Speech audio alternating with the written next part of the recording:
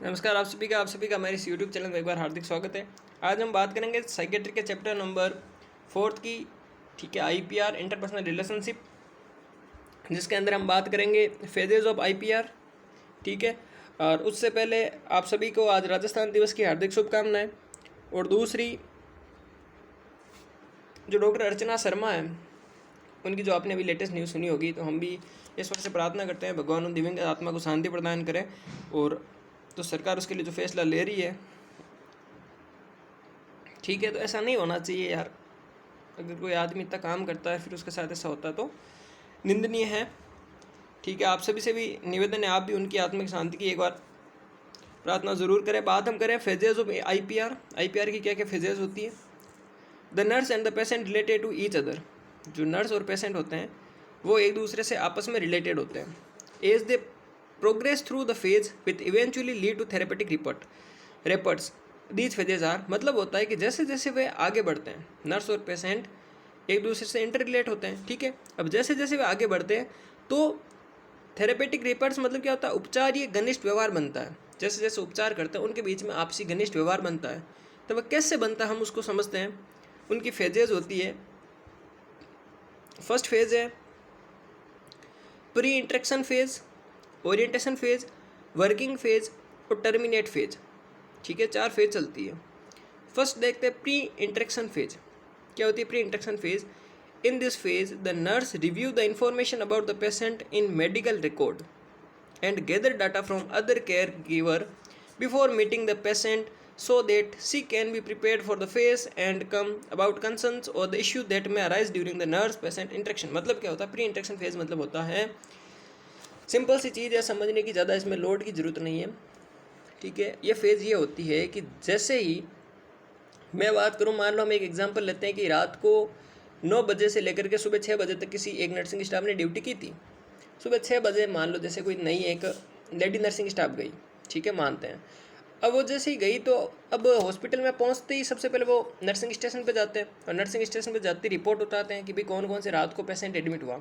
तो पता चला है, चलो मान लेते हैं एग्जाम्पल ले लेते हैं, मिस्टर कोई भी ले लो, मिस्टर श्यामला ले लेते हैं। ठीक है, कि मिस्टर श्यामला नाम के कोई आदमी है जो एडमिट हुआ है।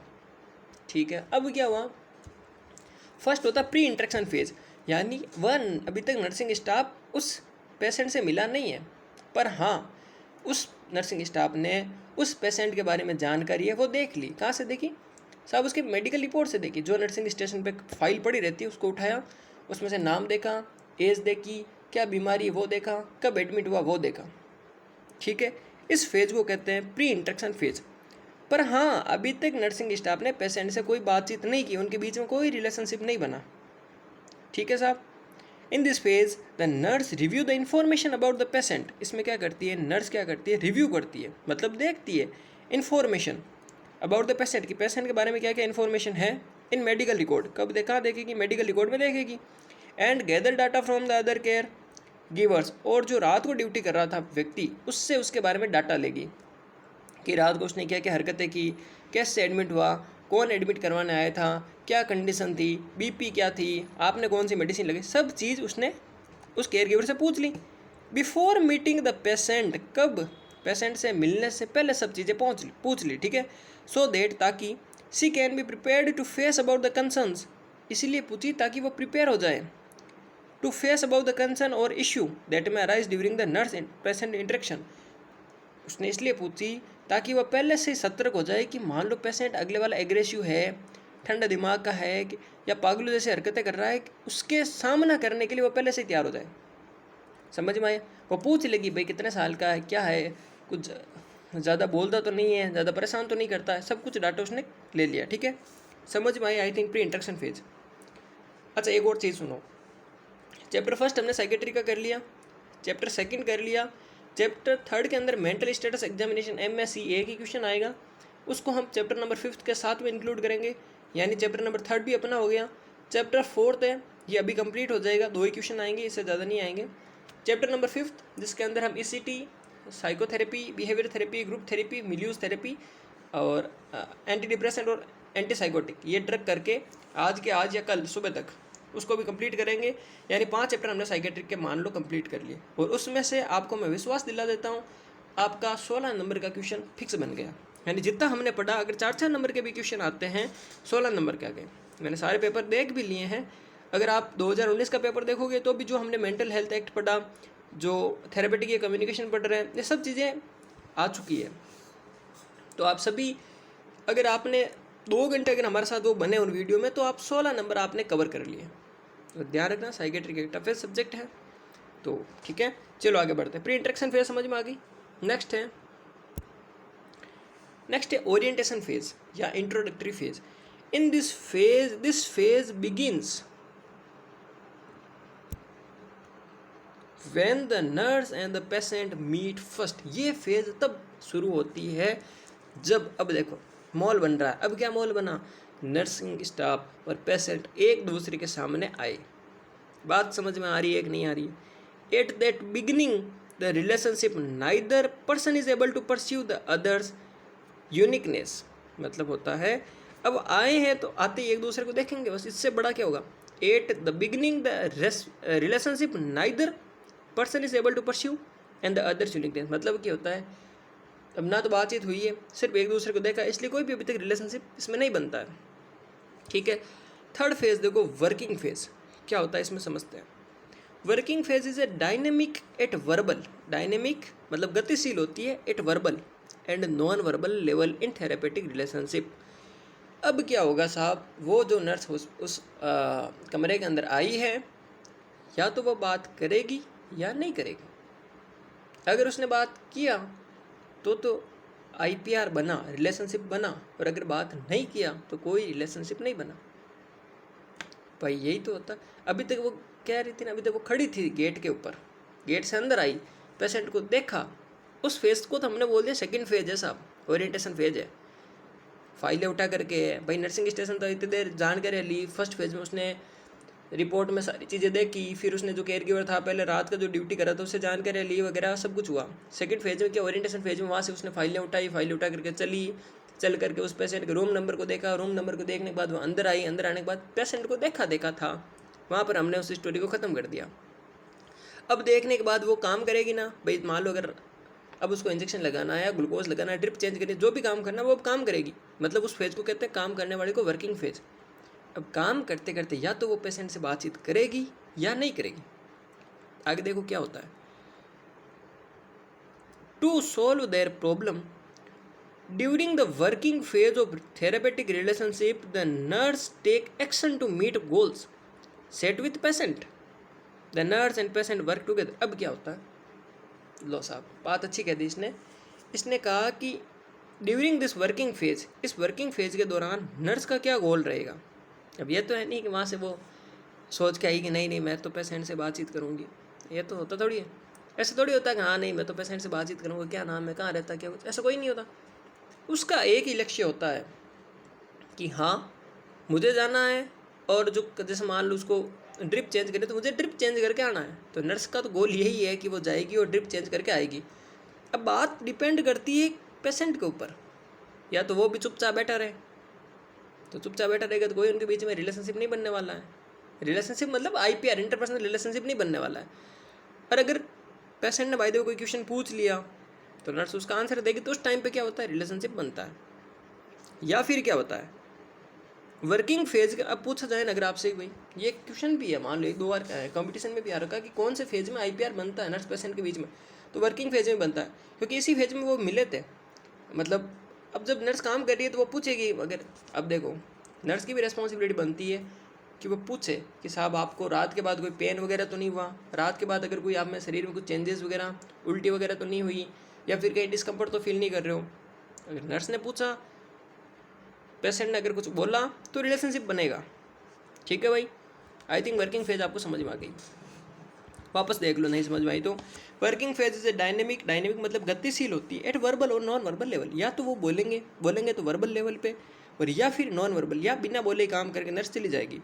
इन the therapeutic relationship where the patient express to the solve their problem, जहाँ पर पेशेंट एक्सप्रेस करेगा, पेशेंट बोलेगा टू सोल्व देयर प्रॉब्लम, जो उसकी प्रॉब्लम है वो सोल्व करने के लिए नर्स से बात करेगा। अगर करेगा तो बनेगा, नहीं करेगा तो नहीं बनेगा। और यही तो होता है। ठीक है, during the working phase of therapeutic relationship the nurse take action to meet the goals set with the patient. अब इस चीज़ के इस दौरान, इस फेज के दौरान नर्सिंग की तो एक प्रायोरिटी रहती है, उसका एक ही गोल रहता है कि जो पेशेंट की बीमारी है, जो भी पेशेंट का जो उसने गोल तैयार करके आई थी कि भाई उसको मेरे को ये काम करना है, वो काम करेगी आके। ठीक है, नेक्स्ट लास्ट फेज होती है टर्मिनेशन फेज। अब क्या हो रहा है देखो, इस फेज में क्या होता है, the primary objective at the end of therapeutic relationship is a mutually planned and satisfied termination. तो प्राइमरी ऑब्जेक्टिव इस फेज का मतलब जो प्राथमिक जो उद्देश्य होता है at the end of therapeutic relationship, मान लो अगर वर्किंग फेज में थेरापेटिक रिलेशनशिप बना, बातचीत हुई, बात हुई, is mutually planned and satisfactory termination, तो अब पूछा जाएगा कि क्या पेशेंट सेटिस्फाई है या नहीं है, क्या उसको नर्स के द्वारा दी गई जानकारी समझ में आई या नहीं आई। The nurse encourage assessment of the appropriateness and outcomes of goals, establish evaluating goals is vital, terminate and relationship. मतलब होता है अब नर्स इसमें असेस करेगी कि the nurse encourage assessment of appropriateness and outcomes of goal, जो उसने गोल साधा था, जो उसने गोल बनाया था, क्या वो कंप्लीट हुआ या नहीं हुआ, इसको नर्स असेस करेगी। भाई गोल ऐसा थोड़ी होता है कि हर किसी में गोल बड़ा हो, गोल छोटा भी हो सकता है। अगर उसको ये था कि भाई मुझे कैनुला चेंज करना है, या फिर मुझे आईवी ड्रिप चेंज करनी है, या फिर मुझे ग्लूकोज लगाना है, एनएस वगैरह लगाना, तो अगर उसने लगा दिया तो वो असेस करेगी भाई हाँ ठीक है, जो इंजेक्शन लगाना वही लगाया कि नहीं लगाया, सही साइड पे लगाना था वो लगाया कि नहीं लगाया, सब चीज़ असेस करेगी नर्स। ठीक है, और उस पेशेंट को भी ये पूछेगी कि भाई आपको अब दर्द कम हो रहा है नहीं कर रहा हो रहा है, आपकी जो जानकारी थी वो मैंने दे दी या नहीं दी, ठीक है, आपको सब जानकारी समझ में आई या नहीं आई, और कोई आपको प्रॉब्लम है वो भी आप हमें पूछ सकते हो। और फिर जो है मेंटेन करके उस रिपोर्ट के अंदर जो मेडिकल रिकॉर्ड था उसमें मेंटेन करके वो नर्स वहाँ से चली जाएगी। ये अपना हो गया सब फेजेज ऑफ IPR। बस आपको इतना ही इसमें लिखना है। ठीक है, नेक्स्ट बात करते हैं जो इम्पोर्टेंट क्वेश्चन आता है। ठीक है, अब हम बात कर रहे हैं टेक्निक ऑफ थेरेपेटिक कम्युनिकेशन। इस पर आप हेडिंग लिख लेना, टेक्निक ऑफ थेरेपेटिक कम्युनिकेशन है ये। ठीक है, बहुत ही इंपॉर्टेंट क्वेश्चन है। होता क्या है यूनिवर्सिटीज़ के अंदर मेन प्रॉब्लम ये आती है, अगर मैं आपको किताबी लैंग्वेज लिख के दे दूँ, आप उस किताबी लैंग्वेज को पढ़ लोगे, ठीक है, पर आप समझ नहीं पाओगे कि ये बात कहना क्या चाहता है। जैसा आपको आई थिंक IPR की जो फेजेज हैं, आई थिंक वो आपको बहुत अच्छी तरीके से समझ में आई होगी, क्योंकि जो चीज़ कहानी के जैसे चलाते हैं वो अच्छी समझ में आती है। तो बात करते हैं, अब इस पर लिख लीजिए एक बार, therapeutic technique of therapeutic communication.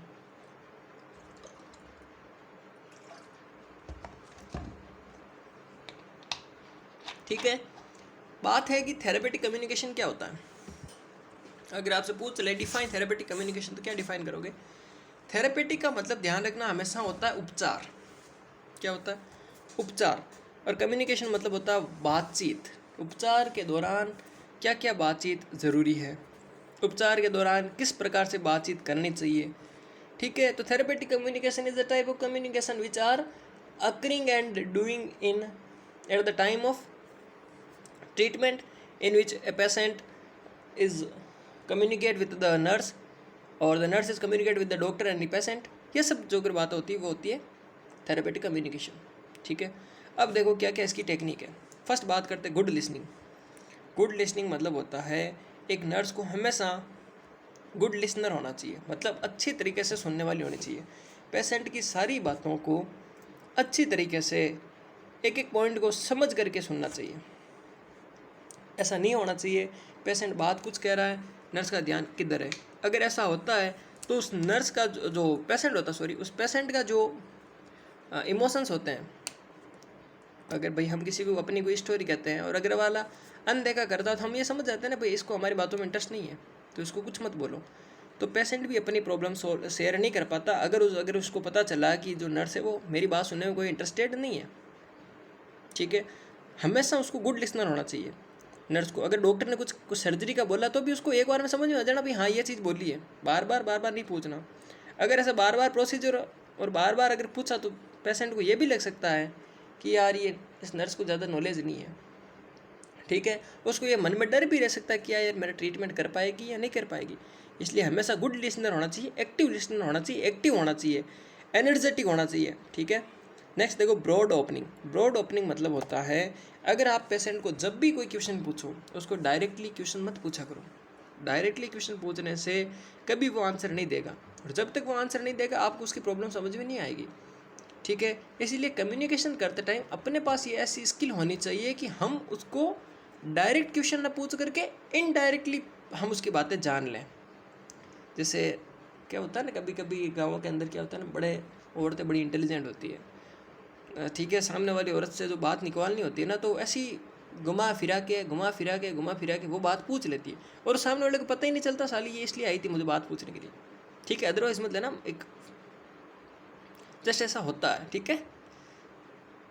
क्या होता है कि इसी प्रकार से जैसे कोई पेशेंट से हमें कोई बातचीत पूछनी होती है, ठीक है, तो किसी किसी की आदत होती है चुगलियाँ करने की, दूसरों के घरों में ध्यान रखने की, दूसरों के घरों में कान रखने की, उस घर में क्या चल रहा है, उस घर में क्या चल रहा है।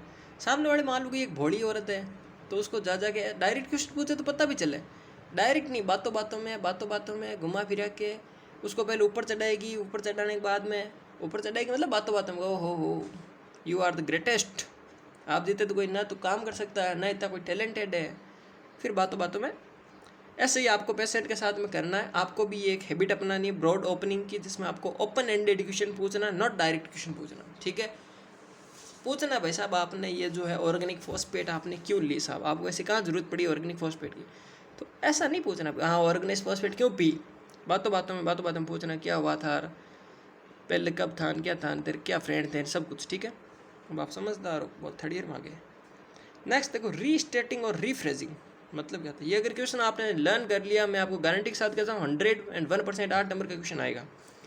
अंदर क्या लिखोगे, अगर आप सॉल्व पेपर पढ़ोगे या फिर अगर कहीं के भी नोट्स देखोगे, आपको समझ भी नहीं आएगा इसकी लैंग्वेज क्या क्या रही है, ठीक है। तो अगर विश्वास नहीं हो तो ट्राई कर लेना, पहले ट्राई करना फिर देखना वापस। रीस्टेटिंग और रीफ्रेजिंग मतलब क्या होता है, आपको सब पॉइंट याद होना चाहिए। रीस्टेटिंग और रीफ्रेजिंग मतलब होता है कि जो चीज़ पेशेंट ने बोली है उस चीज़ को हमें वापस बोलना है। साहब वापस कैसे बोलेंगे, क्या क्या कैसे बोलेंगे, समझो।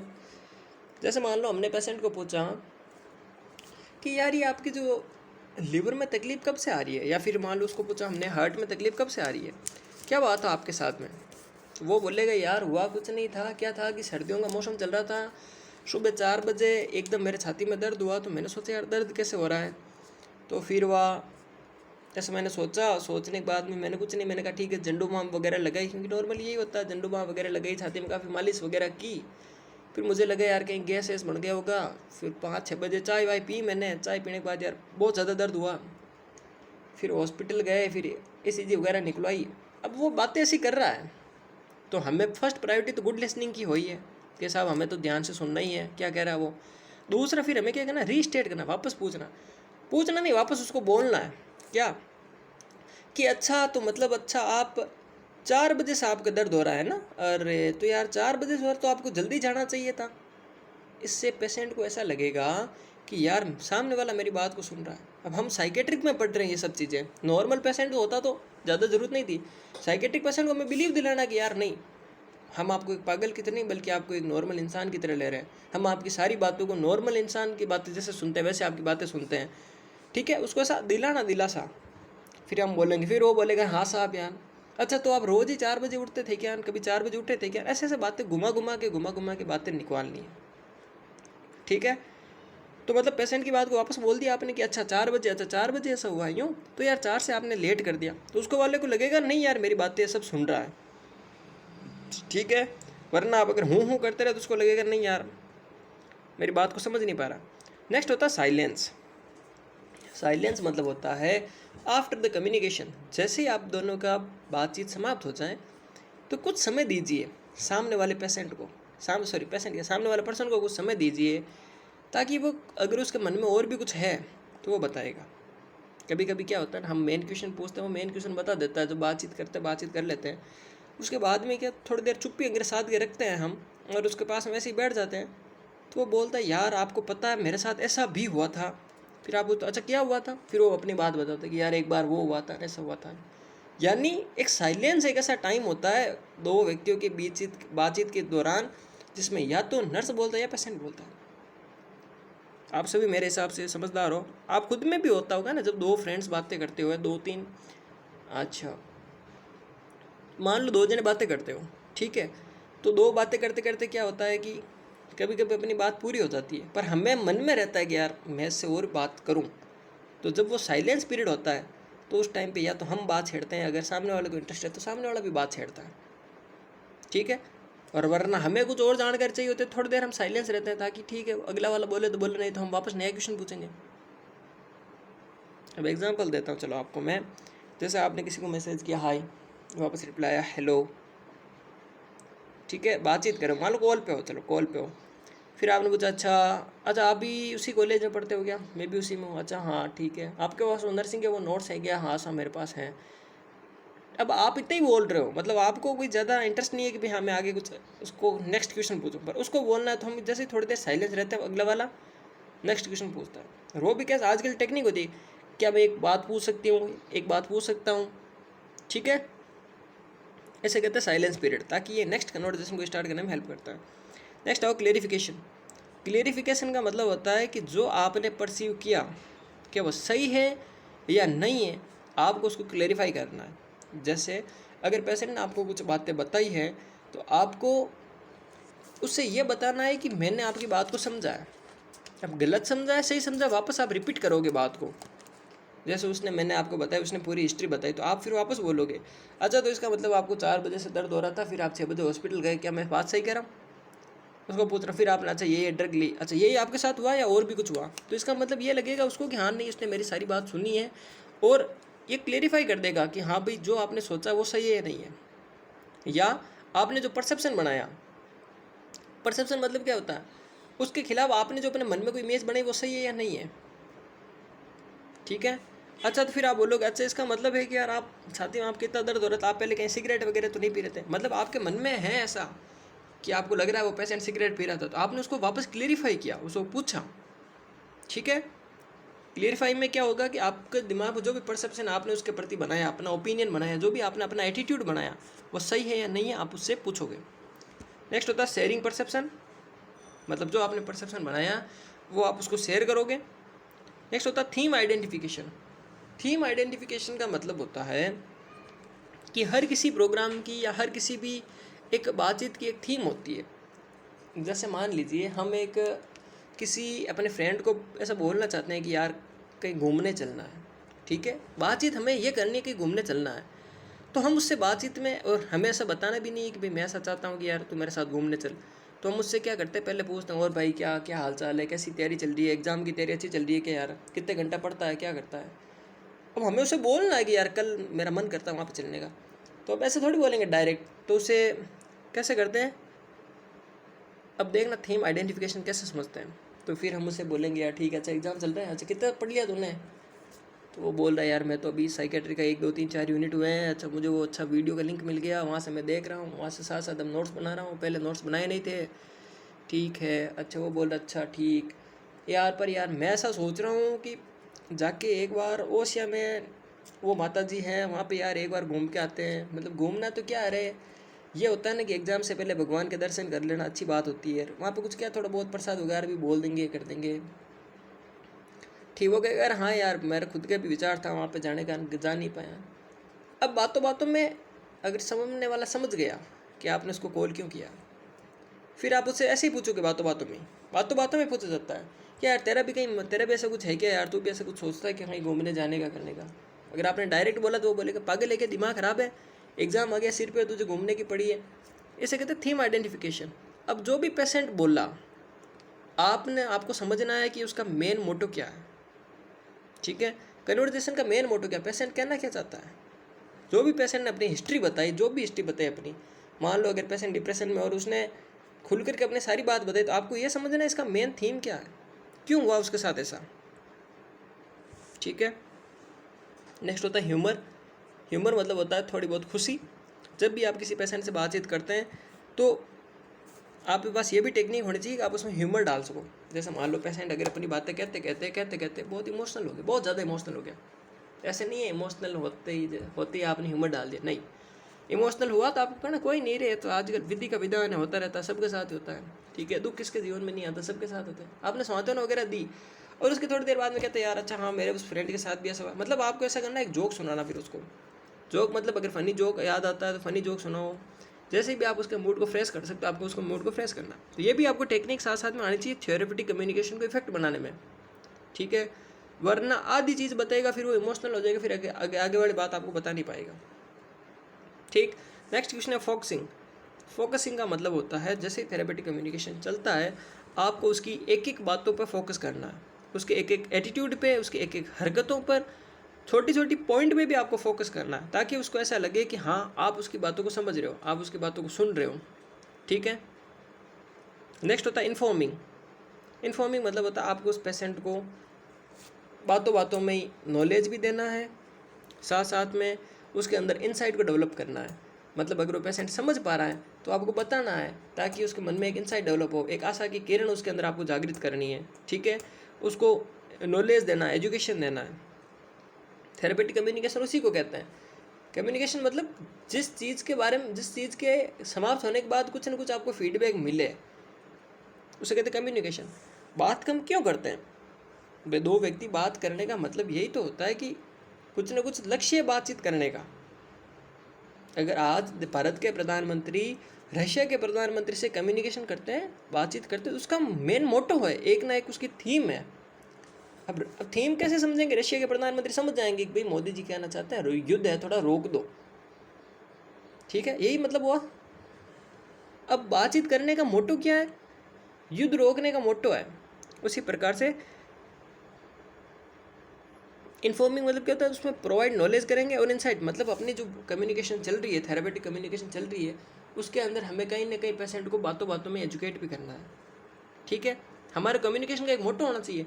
ये थोड़ी है कि भाई हाँ मोदी जी ने पूछा प्रधानमंत्री रशिया से, भाई क्या रशिया के प्रधानमंत्री जी, क्या व्लादिमीर पुतिन जी क्या हालचाल है, रशिया में क्या चल रहा है यार, क्या चल रहा है यार, युद्ध कहाँ कर रहे हो, बंद करो युद्ध को। ठीक है।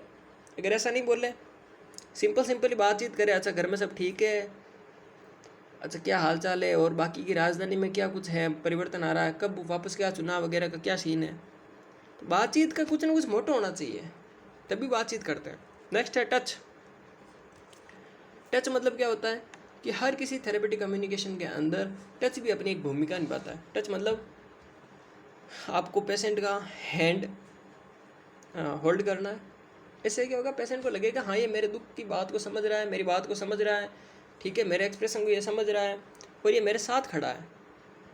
हाथ इसलिए तो पकड़ते हैं भाई, हाँ भाई टेंशन मत ले, मैं तेरे साथ खड़ा हूँ। ठीक है। ये थेरेपेटिक कम्युनिकेशन के कुछ टेक्निक्स हैं। हर बार क्वेश्चन पूछा जाता है, आपको ये क्वेश्चन यहाँ से रट लेना है। ठीक है। Good listening, broad opening, restating, silence, clarification, sharing perception, theme identification, humour, informing, touch. ठीक। और अगर उसके साथ एक और होता है जिसका मैं नाम अभी मेरे दिमाग से उतर गया, जिसके अंदर क्या होता है कि पेशेंट एक इनेबलिंग होता है। इनेबलिंग का मतलब होता है कि पेशेंट को खुद को शुरू करना है बातचीत। मतलब नर्सिंग स्टाफ वाला नर्स कोई भी बातचीत नहीं करेगा, वो बस यही देखेगा कि वेट करता है ताकि पेशेंट कुछ बोले। मतलब जो कन्वर्जेशन की शुरुआत है वो पेशेंट से होनी चाहिए, इसे कहते हैं इन्फॉर्मिंग। ठीक है। और दूसरी मेन चीज़ एक ये है कि इसमें नर्स और पेशेंट की जो लैंग्वेज है वो क्या होनी चाहिए? सेम होनी चाहिए।